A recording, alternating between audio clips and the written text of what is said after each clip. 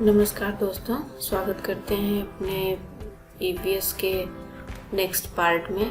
दोस्तों, हम लोग ईवीएस के इस पार्ट में सिर्फ 30 क्वेश्चंस के आंसर्स देखेंगे और ये क्वेश्चंस ऐसे हैं कि जो ईवीएस में या आपके यूपी टेट और सीटेट में ये बार बार रिपीट किए हुए क्वेश्चन हैं। तो आप लोग एक बार जो है इनका अच्छे से रिवीजन कर लीजिए इन क्वेश्चंस का, और हम कोशिश करते हैं इसमें कि आप और हम मिलके ये जितने भी 30 क्वेश्चंस हैं इनके राइट आंसर दें। बाय मिस्टेक अगर एक या दो क्वेश्चन आपका रॉन्ग होता है तो आप उसको राइट आंसर बाद में दे लीजिएगा आंसर देख के, लेकिन पहले हम कोशिश करते हैं कि हम कोई भी आंसर रॉन्ग ना करें, बाकी आंसर तो हमें दिखेगा ही। तो क्वेश्चन नंबर फर्स्ट हमारा है, आनुवंशिक सूचनाओं का मास्टर कॉपी कहा जाता है। जो आनुवंशिक सूचनाएं होती हैं उनकी मास्टर कॉपी हम किसे कहते हैं? क्या केंद्रक को कहते हैं, आरएनए को कहते हैं, एमआरएनए को कहते हैं या डीएनए को कहते हैं? तो दोस्तों, इसका जो राइट आंसर है वो हो जाएगा डीएनए को जो है वो आनुवंशिक सूचनाओं की मास्टर कॉपी कहते हैं। सेलुलोज निम्नलिखित में से किसका मुख्य घटक है? सेलुलोज किसका मुख्य घटक है? कोशिका भित्ति का मुख्य घटक है, कोशिका कला का मुख्य घटक है, जाइलम की द्वितीय भित्ति का मुख्य घटक है, कीटों की शरीर भित्ति का मुख्य घटक है। तो सेलुलोज किसका मुख्य घटक है? कोशिका भित्ति का मुख्य घटक है सेलुलोज। बार पिंड किस में पाया जाता है? दोस्तों, ये जो बार पिंड है, ये बार पिंड वाला क्वेश्चन अक्सर आपको मिलता है यूपी टेट सीटेट ईवीएस में, ये बार बार पूछे जाते हैं साइंस में ये क्वेश्चन। तो जो बार पिंड है वो बार पिंड किस में पाया जाता है? मादा कायिक कोशिकाओं में पाया जाता है बार पिंड। निम्नलिखित में से कौन सी घटना पहले घटी थी? कौन सी घटना पहले घटी थी पूछ रहा है। जेम्स डी वाटसन और फ्रांसिस क्रिक ने जीन के डीएनए की संरचना की खोज की थी, या यूरी गैगरिन प्रथम अंतरिक्ष यात्री बने थे, डॉक्टर क्रिस्टियन बर्नार्ड ने विश्व में सबसे पहले मानव हृदय का प्रतिरूपण किया था, यूके में विश्व का सबसे बड़ा टेस्ट ट्यूब शिशु लुई ब्राउन पैदा हुआ था। तो इसमें आपका जो राइट आंसर हो जाएगा वो कौन सा हो जाएगा? जेम्स डी वाटसन और फ्रांसिस क्रिक ने जीन के डीएनए की संरचना की खोज की थी। किसने? जेम्स डी वाटसन और फ्रांसिस क्रिक ने जीन के डीएनए की संरचना की खोज की थी। तो इसको भूलिएगा नहीं, बहुत ही इम्पोर्टेंट क्वेश्चन है ये, और ये लगभग हर बार क्वेश्चन में आता है, तो इसको बिल्कुल याद रखिएगा। जीवाणु कोशिका में सूत्र कणिका की संख्या कितनी होती है? दोस्तों, जीवाणु में सूत्र कोशिका की जो कणिका होती है वो 0 होती है। सबसे बड़ा एक कोशिकीय जीव है, सबसे बड़ा जो एक कोशिकीय जीव कौन सा है? ईस्ट आपका एक कोशिकीय जीव नहीं है। एसिटिवुलेरिया ये भी एक कोशिकीय जीव नहीं है। एसिटोबैक्टर ये भी एक कोशिकीय जीव नहीं है। तो जो सबसे बड़ा एक कोशिकीय जीव है वो कौन सा है? अमीबा आपका एक कोशिकीय जीव है। विषाणु में निम्नलिखित में से कौन सी एक विशेषता नहीं होती है? तो विषाणु में कौन सी विशेषता नहीं पाई जाती है? विषाणु में क्या होता है कि कोशिका भित्ति की मौजूदगी, ये चीजें नहीं होती हैं। वृक्क के आकार की द्वार कोशिकाएं किस में होती हैं? जो वृक्क का आकार होता है तो उसमें पूछ रहा है कि आकार जो है वो कोशिकाएं उसमें कितनी होती हैं। तो ये कैसे होते हैं? ये द्विबीजीय पादपों में होते हैं। हरित ब्लॉकों का संबंध किससे है? जितने भी हरित ब्लॉक हैं उनका संबंध किससे है? जैव ईंट से है हरित ब्लॉक का संबंध। निम्नलिखित में से किसने पादप ऊतक संवर्धन का कार्य आरंभ किया है? तो जो पादप ऊतक संवर्धन का कार्य आरंभ हुआ है वो किनके द्वारा हुआ है? हेवरलैंड के द्वारा हुआ है पादप ऊतक संवर्धन का कार्य। और निम्नलिखित में से किस क्षेत्र में झूमिंग कृषि से वनों का विनाश सर्वाधिक होता है? झूमिंग कृषि, जो झूम झूम के खेती की जाती है, थोड़ी यहाँ थोड़ी वहाँ, उस टाइप की झूमिंग कृषि से क्या है, ये कहाँ पे होती है?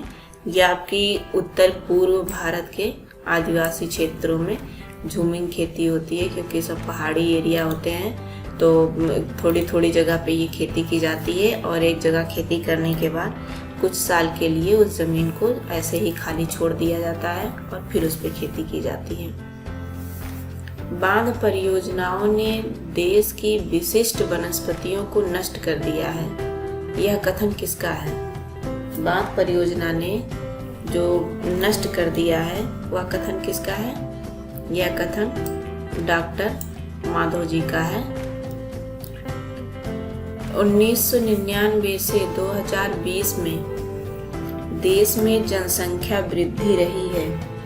तो 1999 से 2000 में जो देश में जनसंख्या की वृद्धि रही है वो कितनी रही है? 23.34% रही है। ये आपका जो आंकड़ा है ये 1999 से 2000 के बीच का है, ये तब तक की जनसंख्या वृद्धि का है।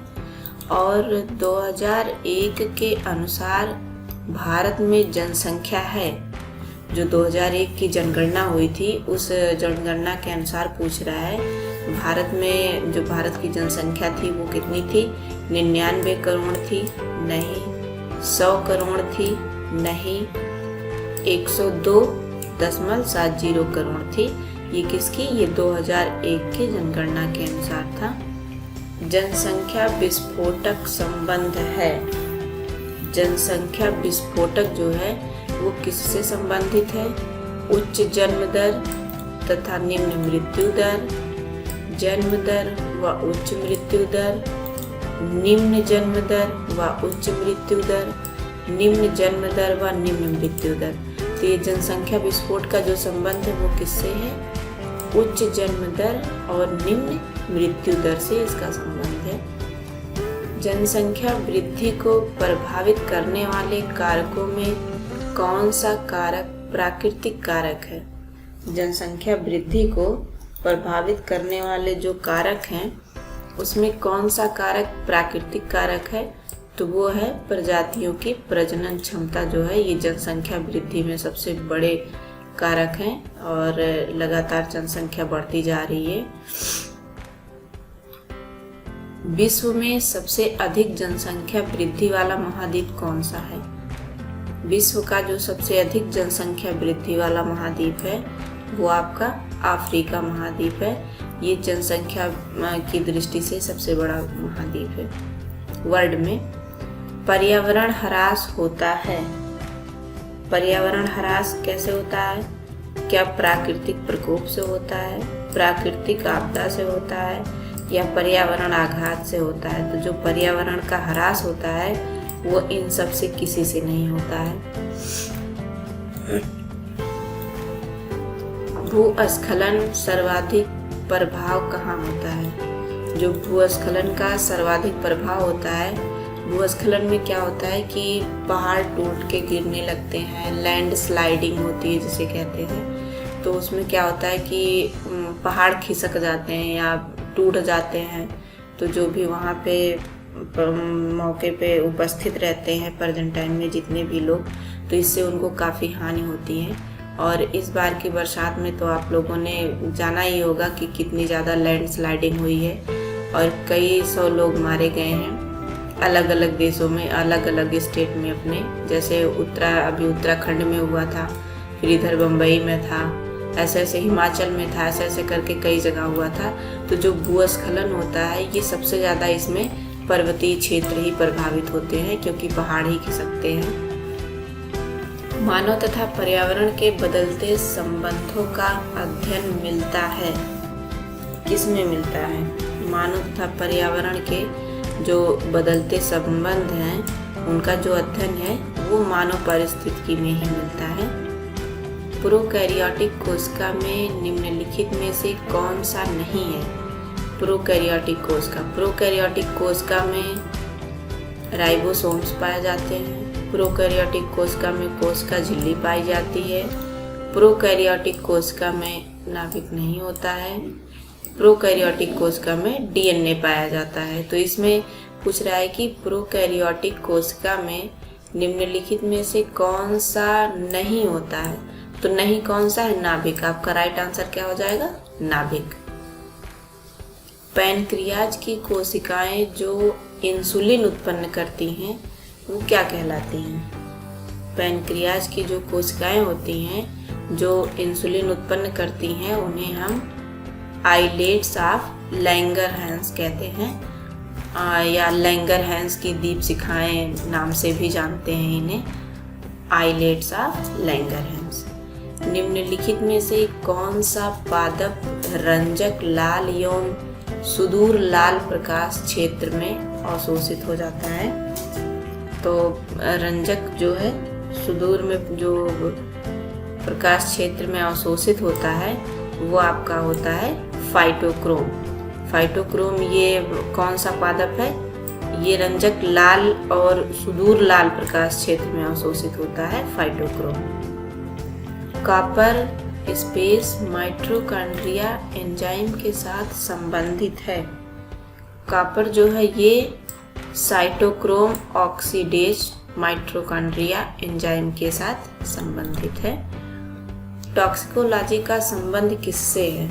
दोस्तों ये जो टॉक्सिकोलॉजी है, टॉक्सिन, इसी से टॉक्सिन बना है और टॉक्सिन का मतलब ये है कि विष या जहर। तो इसका जो संबंध है वो किससे है? विषों से होता है और इसी के अंतर्गत टॉक्सिकोलॉजी के अंतर्गत ही हम विषों का अध्ययन करते हैं। जिससे जब सांप काटता है तो जो सांप का जहर होता है उसे हम टॉक्सिन कहते हैं। तो इससे विष से संबंधित जो भी जानकारियाँ होती हैं हासिल, वो सब टॉक्सिकोलॉजी के ही अंतर्गत आती हैं। गाजर का रंग किसकी मौजूदगी के कारण ऐसा होता है? गाजर का जो रंग होता है लाल, पीला, हरा, नीला, अलग अलग तरीके का, वो किस मौजूदगी के कारण होता है?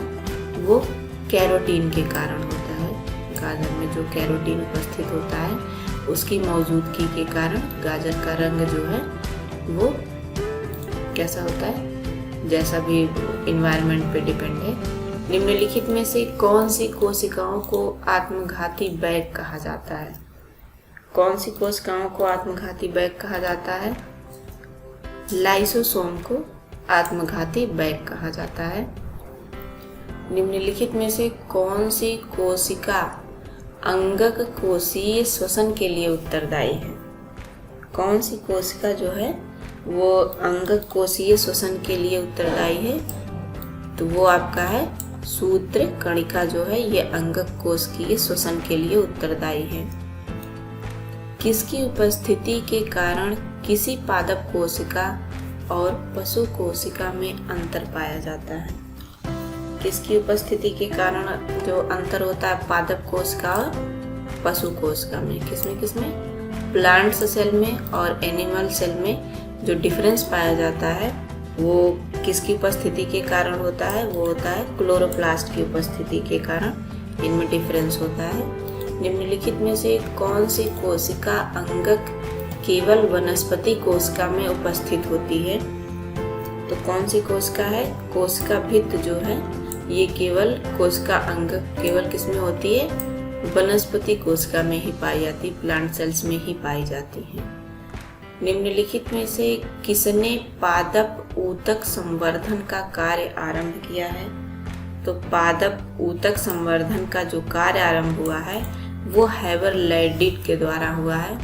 तो दोस्तों आज का सेशन यही ख़त्म होता है और आपको ये क्वेश्चंस कैसे लगे आप में हम ज़रूर बताइएगा। और ऐसे छोटे छोटे करके हम सारे क्विज अपना फिनिश कर लेंगे और हमारी प्रिपरेशन भी अच्छी हो जाएगी। तो उम्मीद करते हैं आपको ये सेशन अच्छा लगा होगा। वीडियो में बने रहने के लिए धन्यवाद आपका और वीडियो को एंड तक देखना ना भूलिएगा और लाइक शेयर सब्सक्राइब करना ना भूलिएगा।